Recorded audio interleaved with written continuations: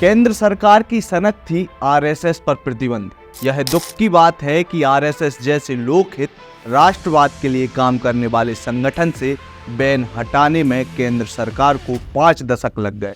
ये बातें किसी संघ विचारक या प्रवक्ता ने किसी टीवी डिबेट में नहीं कही, बल्कि ये टिप्पणी की है मध्य प्रदेश के हाई कोर्ट ने कांग्रेस सरकार के उस फैसले पर जिसके तहत कांग्रेस ने पिछले कई दशकों से केंद्रीय कर्मचारी और सेवानिवृत्त कर्मचारियों के आरएसएस की गतिविधियों में शामिल होने पर पाबंदी लगा दी। हालांकि वर्तमान केंद्र सरकार ने कांग्रेस के इस फैसले को पलटते हुए पिछले दिनों एक आदेश जारी किया है। इस आदेश में केंद्र सरकार ने कर्मचारियों पर से यह पाबंदी हटा ली है, यह बैन हटा लिया है। केंद्र के इस फैसले के बाद अब एमपी हाई कोर्ट ने इसी मामले को लेकर कई तल्ख टिप्पणियां और कई अहम सवाल किए हैं। नमस्कार, मेरा नाम है अंकित और आप देखना शुरू कर चुके हैं आयुध। आज के वीडियो में हम बात करेंगे कि आखिर एमपी हाई कोर्ट ने केंद्र सरकार के इस फैसले और कांग्रेस के उस फैसले पर क्या क्या महत्वपूर्ण सवाल उठाए हैं और क्या क्या महत्वपूर्ण टिप्पणियां की हैं।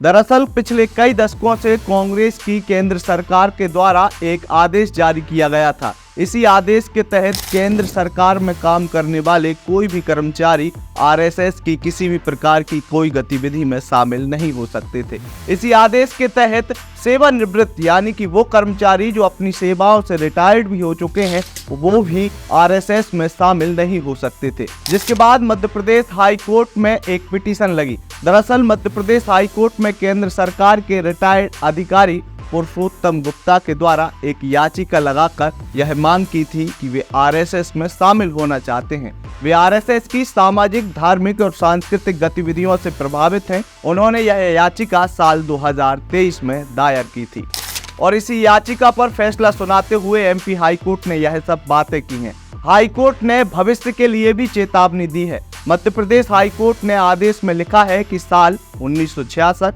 1970 और 1980 में आरएसएस पर प्रतिबंध लगाया गया। यह मामला सबसे बड़े गैर राजनीतिक संगठन से जुड़ा है। यह मामला इसलिए भी जरूरी है कि राष्ट्र हित में काम करने वाले संगठन को सरकार की सनक और पसंद के आदेश की सूली न चढ़ाया जाए, जैसा कि आरएसएस के साथ हुआ है। पिछले 5 दशक से आरएसएस के साथ यह हो रहा है। इस प्रतिबंध के कारण 5 दशकों में कई कर्मचारी जो देश सेवा करना चाहते थे उनकी संख्या कम हो गई है। कोर्ट ने अपने इस फैसले में इन बातों में यह भी कहा है कि संघ का राजनीति से कोई लेना देना नहीं है। कोर्ट ने आदेश देते हुए यह पूछा है कि 60 और 90 के दशक में वे कौन सी रिपोर्ट हैं जिनके आधार पर आरएसएस पर सांप्रदायिकता फैलाने का आरोप लगाते हुए प्रतिबंध लगाया गया था। हाई कोर्ट ने आगे कहा कि यह सभी जानते हैं कि सरकारी तंत्र के बाहर आरएसएस एकमात्र स्वसंचालित और स्वैच्छिक संगठन है। संघ की छत्र छाया में धार्मिक और गैर राजनीतिक गतिविधियां संचालित होती हैं। इसका राजनीति से कोई लेना देना नहीं। संघ के सहायक संगठन शिशु मंदिर और राष्ट्रीय सेवा भारती भी सामाजिक कार्यों में लगे हुए हैं। अंत में हाई कोर्ट ने अपने फैसले में यह भी कहा है कि आरएसएस में शामिल होने का मतलब खुद को राजनीतिक गतिविधि में शामिल करना नहीं हो सकता, तो राष्ट्र विरोधी और सांप्रदायिक होना तो दूर की बात है। संविधान के अनुच्छेद 14 और 19 का हवाला देते हुए कोर्ट ने कहा है, सभी को मौलिक अधिकार प्राप्त है। इस आदेश को लागू करते समय इस बारीक अंतर को नजरअंदाज कर दिया गया था।